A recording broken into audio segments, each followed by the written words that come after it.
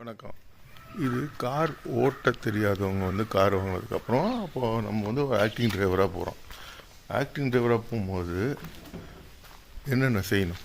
வண்டி எடுக்கும் போதே ஆயில் கரெக்டாக இருக்கா, காற்று கரெக்டாக இருக்கா, இதெல்லாம் நம்ம தான் செக் பண்ணணும்.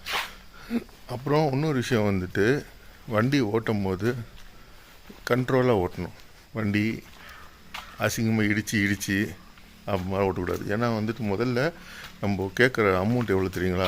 ஒரு தடவை ஆக்டிங் ஓட்டும் போது 1500 கேட்குறோம், 1700 கேட்குறோம், ரூம் ஒன்றுன்னு கேட்குறோம், சாப்பாடு ஒன்றுன்னு கேட்குறோம். அப்படி இருக்கும்போது இவ்வளோ கேள்வி கேட்கும்போது நம்மளும் கரெக்டாக இருந்தால் சிறப்பாக இருக்கும். நான் 1999 பேட்ச்சு. எனக்கு வண்டி எடுக்கும்போது செக் பண்ணிவிட்டு கழுவிட்டு எடுப்பேன். திருப்பி ரிட்டர்ன் எடுத்து விடும் போது கழுவி வைப்பேன். அந்த மாதிரி இருந்ததுனால தான் இன்றைக்கி நான் ஒரு முதலாளி. இன்டர்நேஷ்னல் டூர் பண்ணுறேன். அந்த மாதிரி வண்டி வாங்குகிறேன், வண்டி வாங்கிட்டுருக்கேன்.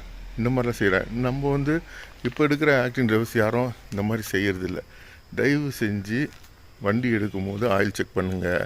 அதுக்கப்புறமா வண்டியை நிதானமாக ஓட்டுங்க. வண்டி வாங்குறது எவ்வளோ கஷ்டம் தெரியுங்களா? யாருக்கும் தெரியறதில்ல. அதுக்கப்புறம் நம்ம கேட்குற சம்பளத்துக்கு உண்டான நம்ம கேட்குற இது வேணும் அது வேணும் கேட்குற மாதிரி இதெல்லாம் நம்ம செஞ்சோன்னா தொடர்ந்து நிரந்தரமான ஒரு தொழில் இன்னும் மேலே போகலாம். தயவு செஞ்சு கொஞ்சம் யோசித்து கரெக்டாக செய்யுங்க. ஓகே, பாய்.